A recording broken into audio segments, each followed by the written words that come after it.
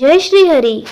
आज हम उस पावन तिथि की कथा का श्रवण करने जा रहे हैं जो भगवान श्री विष्णु को अत्यंत प्रिय है और वह है एकादशी व्रत।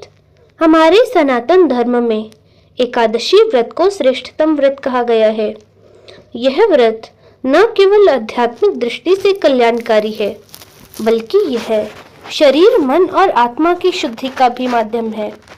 पुराणों में कहा गया है कि जो व्यक्ति श्रद्धा और नियम पूर्वक एकादशी के व्रत का पालन करता है वह समस्त पापों से मुक्त होकर भगवान विष्णु के परम धाम को प्राप्त करता है।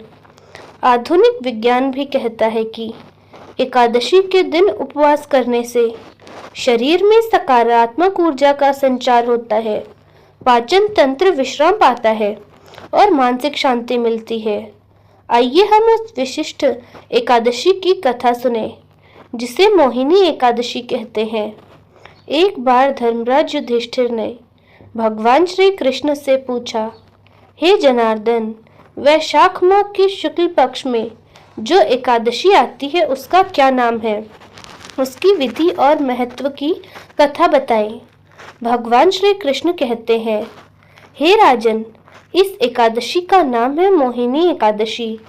यह व्रत समस्त पापों का नाश करने वाला और मोक्ष प्रदान कराने वाला है। इसकी महिमा अपार है। इसकी पवित्र कथा सुनो। बहुत पहले भद्रावती नाम की एक नगरी थी जिसमें धतिमान नाम का राजा राज किया करता था। वह चंद्रवंश में उत्पन्न एक धर्मात्मा राजा था। उसके राज्य में एक धनी वैश्य धनपाल नामक व्यक्ति रहता था जो सदा सत्कर्मों में लगा रहता।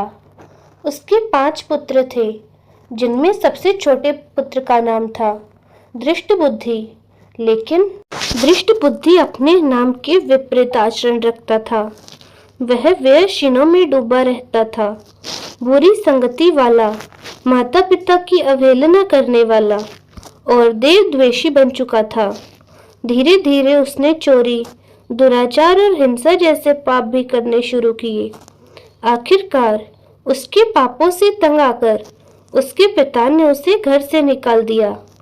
वह जंगलों में भटकता रहता, भूख प्यास से व्याकुल, दुर्बल और दुखी। एक दिन वो महर्षि कोडई के आश्रम पहुंचा। उसकी दीन दशा देखकर ऋषि ने करुणापूर्वक पूछा, वत्स, तुम कौन हो और इतनी दयनीय दिशा में क्यों हो? दृष्टबुद्धि ने सारी आपीती सुनाई। तब ऋषि बोले, वत्स, तुम्हारे पाप बहुत बड़े हैं, लेकिन यदि तुम वैशाख शुक्ल एकादशी यानी मोहिनी एकादशी का व्रत नियम पूर्वक करोगे तो निश्चित ही तुम सभी पापों से मुक्त हो जाओगे। दृष्टबुद्धि ने वैसा ही किया। उसने स्नान किया, दिन भर उपवास रखा, भगवान विष्णु का पूजन और ध्यान किया और रात्रि में जागरण भी किया। उस व्रत के प्रभाव से उसके सारे पाप नष्ट हो गए। कुछ समय पश्चात वह मृत्यु को प्राप्त हुआ और भगवान विष्णु के नित्य धाम वैकुंठ को चला गया। चलिए एक और महत्वपूर्ण प्रश्न पर चर्चा करते हैं कि इस एकादशी का नाम मोहिनी कैसे पड़ा। भगवान श्री कृष्ण ने युधिष्ठिर को बताया कि जब समुद्र मंथन हुआ था और देवताओं और असुरों में अमृत को लेकर संघर्ष हुआ, तब भगवान विष्णु ने मोहिनी रूप धारण कर असुरों को मोहित कर दिया और अमृत देवताओं को प्रदान किया। इसी कारण इस एकादशी को मोहिनी एकादशी कहा जाता है, जो मोह को हरती है और जीव को इस भौतिक भवसागर से मुक्त कर भगवान के धाम की ओर ले जाती है।